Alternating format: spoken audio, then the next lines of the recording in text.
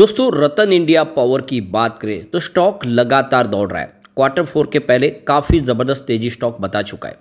क्या आने वाले समय तेजी और आगे जारी रहने वाली है या फिर रिजल्ट के बाद गिरावट की संभावना बन रही है? तो कैसा रिजल्ट रह सकता है और क्या रतन इंडिया पावर में इन्वेस्टमेंट करना चाहिए? क्योंकि सबसे जो बड़ी बात है कि कंपनी लगातार लॉस में है और साथ में अगर आप देखें तो एनसीएलटी की कार्रवाई भी इसके ऊपर हो रही है। ऐसे में क्या इसमें दाव लगाना चाहिए?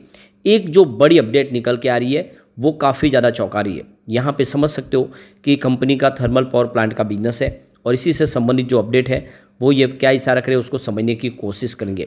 और सबसे जो बड़ी बात है कि क्या आने वाले समय इस कंपनी की मुसीबतें कम होगी और क्या ये आने वाले समय एक बड़ा प्रॉफिट मेकिंग बिजनेस बन सकती है, जानने की कोशिश करेंगे इस वीडियो के माध्यम से। लेकिन फ्रेंड उससे पहले अगर आप पहली बार हमारे चैनल पे आए तो चैनल को सब्सक्राइब कर दीजिए, एक बेल आइकॉन दबा दीजिए ताकि जब भी नया वीडियो बने पहला नोटिफिकेशन आपको मिले। वीडियो पसंद आए तो लाइक से जरूर कीजिए। चलो फ्रेंड्स वीडियो स्टार्ट करते हैं। मैं हूँ आपका दोस्त एस.बी. दवे और हमारे अपने चैनल ऑनलाइन कमाई में आपका बहुत बहुत स्वागत है। तो सबसे पहले रतन इंडिया के कारोबार की बात करें तो सैटरडे को भी बाजार खुला था। आपको पता ही होगा दो छोटे ट्रेडिंग सेशन होते और ये डिजास्टर टेस्टिंग के लिए था कि आने वाले समय अगर कोई बड़ी प्राकृतिक आपदा आ जाती है या फिर कोई साइबर अटैक हो जाता है, कुछ और प्रॉब्लम हो जाती है तो किस तरह से बाजार को सुचारू रूप से चलाया जाए, दूसरे प्लेटफॉर्म पे उसको शिफ्ट किया जाए, इसी को लेकर टेस्टिंग हो रही है।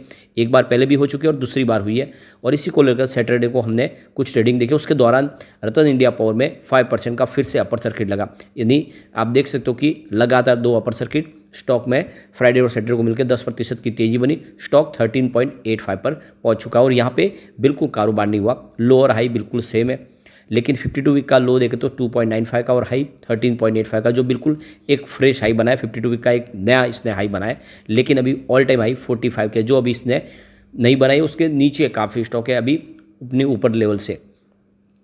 अब यहाँ पे देखें तो स्टॉक ने ऑलरेडी बहुत ज़बरदस्त रिटर्न दिया है पिछले कुछ दिनों में। यहाँ पे आप क्लियरली देख सकते हो 22 अप्रैल को ये स्टॉक 8.55 के आसपास था। लो प्राइस अगर आप देखें तो इसका मतलब 8.5 के आसपास था। वो स्टॉक लगभग 14 रुपये तक पहुँच गया है। तो काफ़ी ज़बरदस्त रिटर्न दिया स्टॉक ने और स्टॉक देख सकते हो कि लगातार दौड़ रहा है। बीच में कुछ थोड़ी सी प्रॉफिट बुकिंग एक दिन के लिए आ रही है, लेकिन स्टॉक उसके बाद फिर से दौड़ रहा है। परंतु ये एक आप समझ सकते हो इसमें ऑपरेटर का गेम भी दिखाई दे रहा है, क्योंकि इस तरह से कंपनी में कोई इतनी बड़ी इवेंट नहीं हुई अभी और कोई बड़ी अपडेट भी नहीं, उसके बावजूद भी स्टॉक की लगातार अपर सर्किट लगना थोड़ी सी चिंता तो दिखती है यहाँ पे। इसीलिए आपको ये संभल के ही इसमें अपने इन्वेस्टमेंट के बारे में सोचना चाहिए। अब जो इसके लिए जो बड़ा फ्रेश ट्रिगर होगा वो इसका क्वार्टर फोर का रिजल्ट होगा। तो डेट हमारे सामने आ चुकी है। 22 मई 2024 को कंपनी अपना क्वार्टर फोर का रिजल्ट डिक्लेयर करने जा रही है और जो इनसाइडर ट्रेडिंग है वो ट्रेडिंग विंडो क्लोज है 1 अप्रैल से। तो कंपनी से संबंधित कोई भी हो, चाहे प्रमोटर हो या फिर बोर्ड के मेंबर्स हो या एम्प्लॉयज हो, सबके लिए इनसाइडर ट्रेडिंग विंडो क्लोज है। ये 24 मई से खुल जाएगी, यानी रिजल्ट डिक्लेयर होने के बाद 48 घंटे के बाद वो नॉर्मल ट्रेडिंग कर सकते हैं। तो उसके बाद में उनके लिए वो ट्रेडिंग विंडो खुलेगी, वो अपने चाहे तो शेयर बेच सकते हैं या फिर आगे खरीदारी कर सकते हैं। अब यहाँ पे रिजल्ट की क्या संभावना रह सकती है? अगर हम पिछले कुछ रिजल्ट देखें तो आपको पता चलेगा कि 2022-23 कंपनी के लिए अच्छा रहा है। देख सकते हो कि 2019 में इनका जो रिवेन्यू था वो 1923 करोड़ के आसपास था, जो 2021 में गिर के 1559 करोड़ तक आ गया। तो रिवेन्यू पिछले 3 सालों में लगातार गिरा। उसके बाद 2022 में वृद्धि शुरू हुई। 2022 में 3259 करोड़ के आसपास रिवेन्यू था। 2023 में मामूली सा गिर के 3231 करोड़ के आसपास आए। तो ये कुछ राहत जरूर है कि पिछले 2 सालों से रिवेन्यू फिर से बढ़ा है। बात कर ले प्रॉफिट की तो 2019 में 3327 करोड़ का बड़ा लॉस था। 2020 कंपनी के लिए अच्छा रहा, कोविड काल जब कंपनी को 165 करोड़ का प्रॉफिट हुआ। उसके बाद कंपनी फिर लॉस में आ गई। 2021 में 941 करोड़ का बड़ा लॉस था। 2022 में लॉस बढ़ के 1981 करोड़ तक पहुंच गया। लेकिन 2023 में कंपनी का लॉस थोड़ा सा कम हुआ, 1869 करोड़ के आसपास का पूरे साल का लॉस था। इस बार आशा है कि लॉस थोड़ा और घटेगा और फिर आने वाले समय एक अच्छी तेजी की संभावना स्टॉक के अंदर बन सकती है। तो ये आप क्लियरली समझ सकते हो कि इस बार रिजल्ट के ऊपर सारा दारोमदार है। कंपनी रिवेन्यू में कितनी बढ़ोतरी करती है और लॉस कितना कम करती है, उसके हिसाब से इसकी प्राइस आगे जाके बढ़ती हुई दिखाई देगी। लेकिन एक जो खबर निकल के आ रही है वो बहुत ज़्यादा चौंकाने वाली है, specially coal based power plant के ऊपर काम करने वाली कंपनियों के लिए। तो इसके तो आप देखिए 2 थर्मल पावर प्लांट है। तो यहाँ पे 1960 के बाद पहली बार ऐसा देखने को मिला है कि जो कोल बेस्ड पावर प्लांट की जो कैपेसिटी है उसका जो मार्केट शेयर है वो 50% से नीचे चला गया है। यानी आपने देखा कि हमेशा 70% के आसपास कोल बेस्ड पावर प्लांट के माध्यम से ही बिजली का जनरेट होता है, लेकिन इस बार ऐसा नहीं है, 50% से वो नीचे उतरा है। तो जो भी इलेक्ट्रिसिटी कंजम्पशन हो रहा है उसमें योगदान अब रिन्यूएबल एनर्जी का बढ़ चुका है।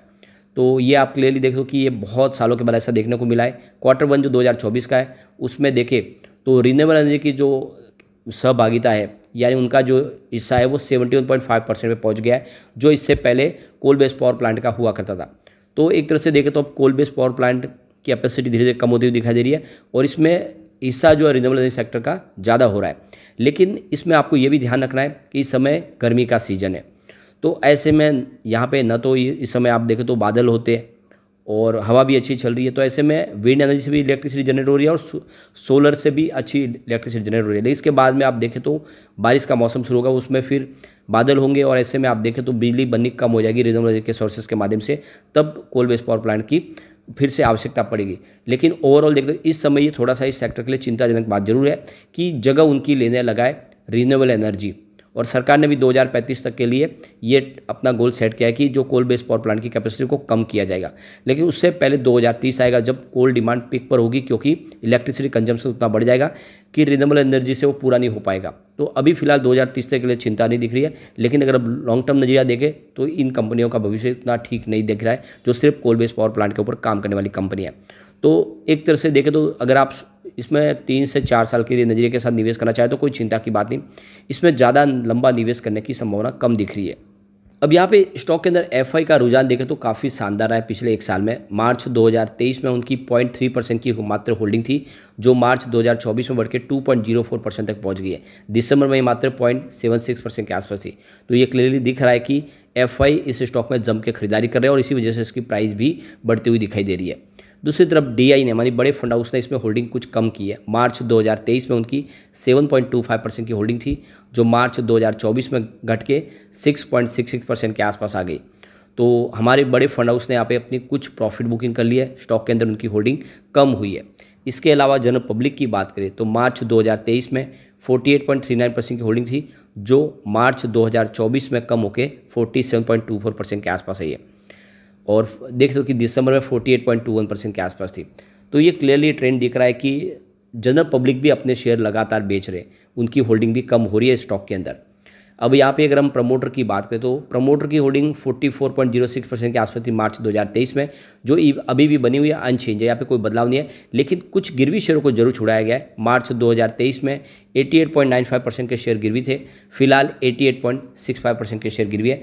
तो कुछ हल्का सा उन्होंने अपने गिरवी शेयर को छुड़ा है, यह एक थोड़ी सी अच्छी खबर है इसके लिए। वैसे अब हम इस रिजल्ट के बाद में ही इसके बारे में कुछ ज़्यादा प्रिडिक्ट कर पाएंगे कि रिजल्ट जितना बेहतर होगा उस हिसाब से इसकी शेयर की प्राइस बढ़ेगी, और रिजल्ट अगर खराब आया तो यहाँ पे लोअर सर्किट का दौर शुरू हो जाएगा।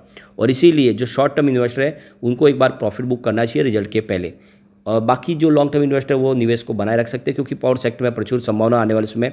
लेकिन इस कंपनी के लिए सबसे बड़ी प्रॉब्लम है एनसीएलटी। जब तक ये एनसीएलटी की प्रक्रिया से बाहर नहीं निकलेगा, इसमें बड़ी तेजी की संभावना हम नहीं देख सकते, और कंपनी ऑलरेडी बड़ी लॉस में है। तो ये आपको सोच के ही इसमें निवेश करना चाहिए। लेकिन फ्रेंड, कोई भी इन्वेस्टमेंट करने से पहले अपने फाइनेंशियल एडवाइजर्स बॉडी ले ले या अपना खुद का रिसर्च करें, क्योंकि मैंने वीडियो आपके एजुकेशनल पर्पज़ के लिए ही बनाया। वीडियो पसंद आए तो लाइक से जरूर कीजिए और चैनल को सब्सक्राइब कर दीजिए। Thank you friends.